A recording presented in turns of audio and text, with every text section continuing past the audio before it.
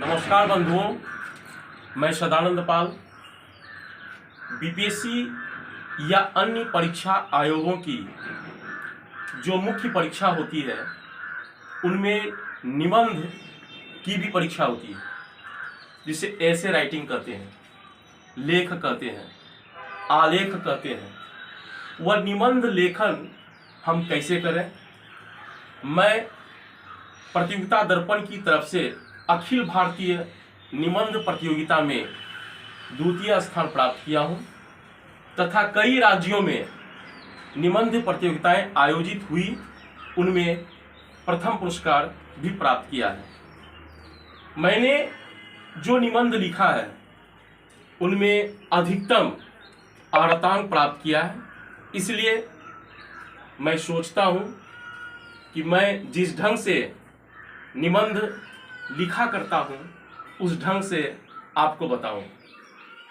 मेरे प्यारे बंधुओं, छात्रों, मित्रों, जो समसामयिकी निबंध होते हैं, जो ऐतिहासिक निबंध होते हैं, जो आर्थिक निबंध होते हैं, जो विज्ञानी निबंध होते हैं, जो प्राकृतिक आपदाओं को लेकर निबंध होते हैं, सभी निबंध लेखन अलग अलग तरीके से होते हैं।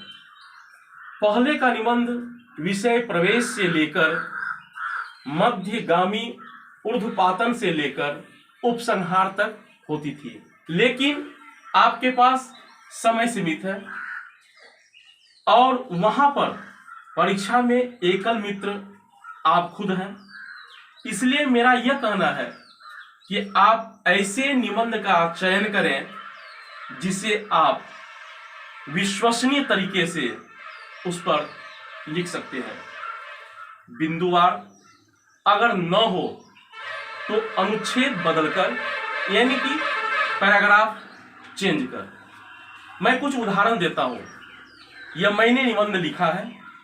यह निबंध की जो है फोटोस्टेट प्रति है और मूल निबंध मैंने कहीं भेजा है। तो जैसे इसमें निबंध है, निर्देशन को परिभाषित कीजिए। यहां पर निर्देशन से तात्पर्य डायरेक्शन नहीं है, गाइड से है, गाइडेंस से है। तो ये लिखने के क्रम में हमने पहले यह किया कि पहले यह लिखा कि सामान्य अर्थ में दिशा निर्देश या निर्देशन किसे कहते हैं। उसके बाद निर्देशन या दिशा निर्देश को जिसने भी परिभाषित किया उनका मैं उल्लेख करूंगा। जैसे कि दूसरा निबंध है दूरस्थ शिक्षण पर। जैसे कोई शिक्षा पर निबंध लिखता है तो दूरस्थ शिक्षा जो डिस्टेंस टीचिंग है या डिस्टेंस एजुकेशन है, उस पर जो निबंध लिखता है उसके भी अर्थ सर्वप्रथम दूरवर्ती या दूरस्थ शिक्षा पर हम जाते हैं, उसके बाद हम उन्हें परिभाषित करते हैं। जैसे अन्य निबंधों में अगर हम शिक्षक शिक्षा पर लिखते हैं तो इस तरह से यह रफ्तार वाली हैंडराइटिंग में जो है यह लिखा गया है। इस तरह से कहीं कटफट नहीं होनी चाहिए और एक वेग उसमें आपका स्त्रीलिंग, पुल्लिंग, एकवचन, बहुवचन, इन सबों का ध्यान भी होना चाहिए। जैसे कि अभी पर्यावरण पर निबंध है तो पर्यावरण से तात्पर्य क्या होता है। जैसे कि यहाँ पर प्रत्यक्ष या सामान्य अर्थ में पर्यावरण का बोध प्रकृति से है, ये सामान्य अर्थ में। अब पर्यावरण को परिजोरावरण भी कहा गया है या उनसे ही सृजित शब्द यह है। पर्यावरण का आंग्ल भाषा में अगर इन्वायरमेंट कहते हैं तो इनका भी इन्वायर और प्लस मेंट को जोड़कर जो है इसे हम देखते हैं। तो इसी भांति से हम आगे बढ़ते हैं। अब जैसे कि पर्यावरण को जो परिभाषित पर्यावरणविद ने किया है, जैसे कि फिटिंग के अनुसार क्या है, रोज के अनुसार क्या है, उनकी परिभाषा जो सीमित अर्थों में हम उसे थोड़ा बहुत रट कर भी कर सकते हैं। अन्यथा अगर हम उसे रट नहीं सकते हैं तो उनका भावार्थ हम दे सकते हैं। शब्दार्थ कोई जरूरी नहीं है, भावार्थ जो है वह आशय से संबंधित है, इसलिए उसे भी हम दे सकते हैं। जैसे कि संगठन की क्या परिभाषा है उसे हम दे सकते हैं।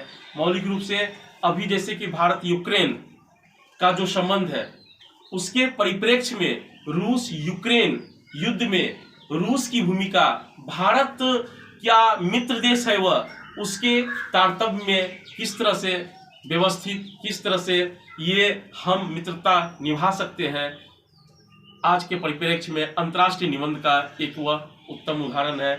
जैसे कि अभी जो है तुर्की में, सीरिया में जो भूकंप आई, जो जलजला आई, भूकंप का जो है उस पर दे सकते हैं, भूकंप के परिभाषा को दे सकते हैं, चूंकि ये अपरिभाषित है उसे भी हम प्रकट कर सकते हैं।